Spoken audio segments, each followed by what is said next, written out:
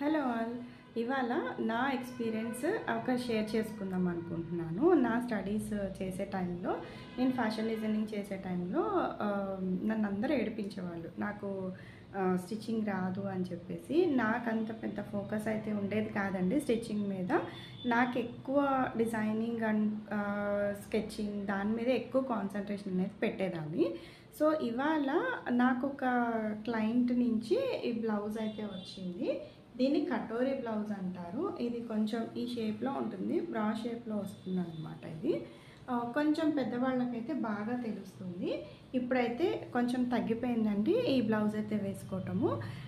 నాకేంటంటే కాలేజ్లో మా ఫ్రెండ్స్ అందరూ ఏడిపించేవాళ్ళు కదా, నీకు ఇదే బ్లౌజ్ వస్తుంది ఎగ్జామ్లో, నువ్వు ఇదే ఎగ్జామ్లో రాయాలి, థియరీ పార్ట్లో మాకు ఎగ్జామ్స్ ఉంటాయి, సో ఎగ్జామ్ రాయాలి, ప్రాక్టికల్స్లో ఎగ్జామ్ రాయాలి. ప్రాక్టికల్స్లో ఏంటి అని అంటే ఇవి ఏదో